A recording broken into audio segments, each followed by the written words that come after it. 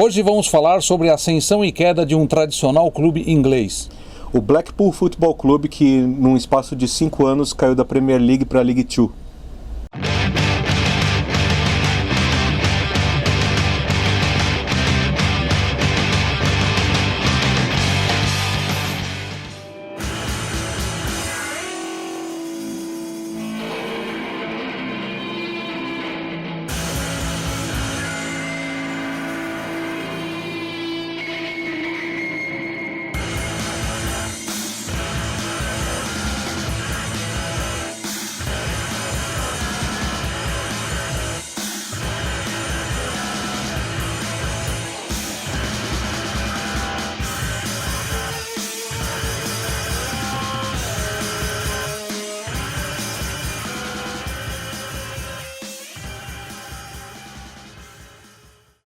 Blackpool Football Club foi fundado em 1887 e eles jogam no estádio Blunfield Road desde 1901.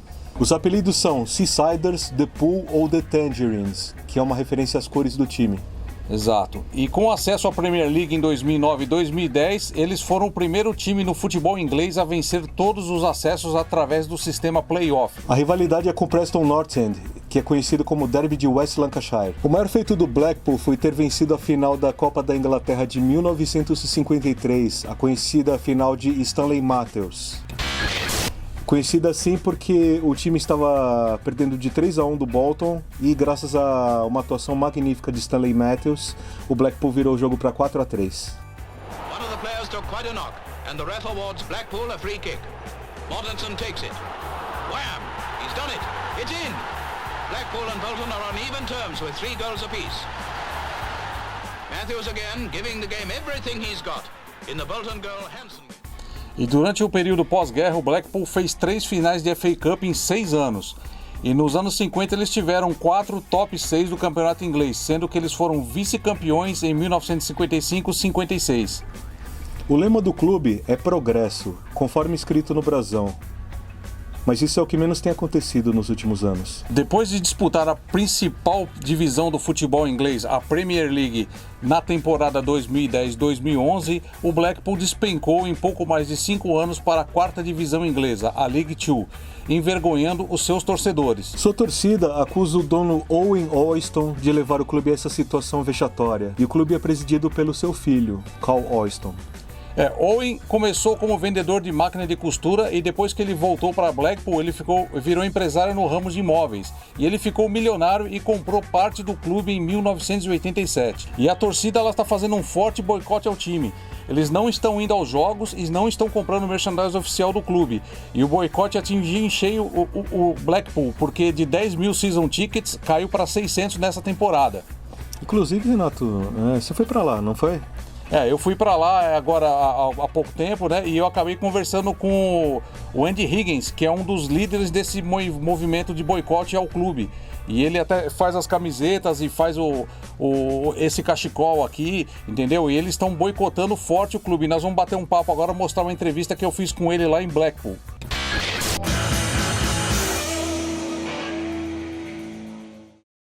I'm Andy Higgins.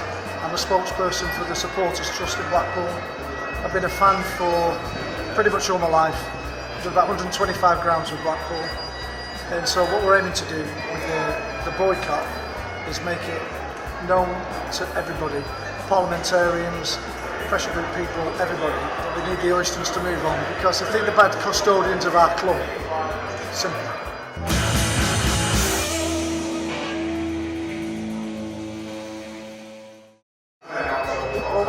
It's all down to the owners, the Oyston family, Carl and his father. There's £100 million went through that club, and it's in one of the poorest areas in the whole of Britain, that area of Blackpool, and there's been minimal reinvestment. The father took a £14-15 million cheque for himself. We don't mind them taking some money out of the club, but they diverted an awful lot into other business ventures. They've not rebuilt the club. And the club's gone down, the area's gone down, the community's gone down. And on top of all that, we're actually suing a lot of our fans, a lot of our community, people in the community, trying to ruin their lives, take a lot of money off them. People are losing their homes, going to prison, having their lives wrecked because of the Oystons. So it's all bad. It's a civil war.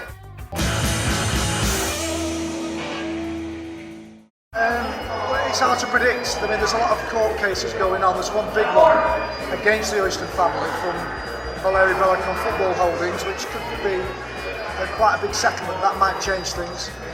They've stated that they won't leave the club. I mean, we're never going to leave the club, so we'll be around forever. If they go take us right down to the conference or beyond, we'll still be there. We just want them to go sooner rather than later, because owners are just temporary, fans are forever. It's okay. Outro torcedor ilustre dos Tangerines é John Robb. Ele é vocalista do Goldblade e do Membranes, duas bandas ícones no punk rock britânico. Show. E a gente foi lá também bater um papo com ele, e ele também vai dar a versão dele sobre a situação atual do clube. Okay, I'm John Robb. I sing in a band called Goldblade and a band called the Membranes.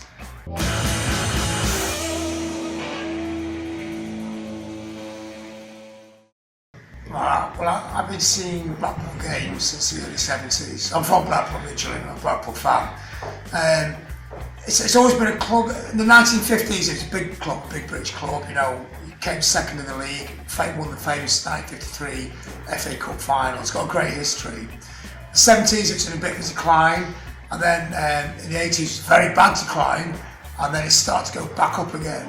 And when it accelerated the rise was when a Latvian multi-millionaire called Bellicon put some money into the club, which had already been run by the Oystons at the time.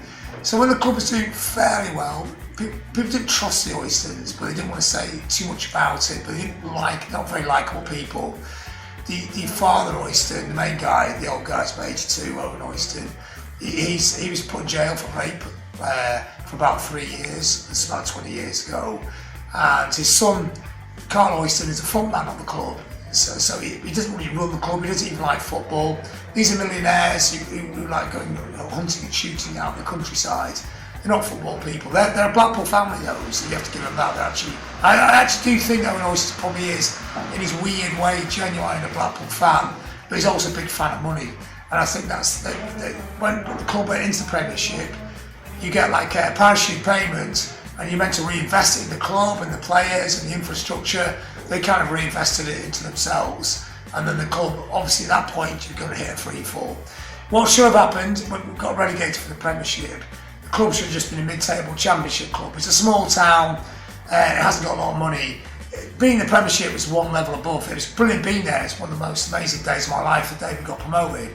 But to come down again, that's okay, you know, for a club that size. But to get relegated from the Championship down to Division 1, with that amount of money they had from the Premiership, is a ridiculous situation. Because with reinvestment, it would have been a mid-table Championship club.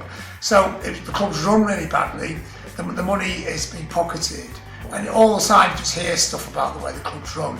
The training ground is a standing joke. I mean, the amount of money they got and the size of the club that it is, they should have, like Fleetwood have got a £3 million training facility which looks state-of-the-art, brilliant. Fleetwood's like a tiny little town next to Blackpool, which is higher in the football pyramid than Blackpool now. Blackpool's training ground is a tin shed. You see pictures of it, it's laughable. It was for quite a long time they were calling it the Centre of Excellence, and they spelled excellence wrong. It's painted on a piece of wood. It's just, you know, you're trying to sign a good player and you take it to that ground, they're just going to go, what's this, like a pub team or something? And to me, that training ground actually really embodies how badly the club is run. You see what it's like. It's still the same facilities they had in the 1950s, but fallen down worse. Every year the pitch is a mess. It's not looked after properly. They lost the club secretary. He went to Shrewsbury. He's doing a great job there. They've lost loads of people, like a lot of staff. It's very skeleton staff. And the other thing is the club, the gates now are down to about 2,000. You know, because people won't buy season tickets because they don't want to put money into the club. People say not a penny more to Oyston.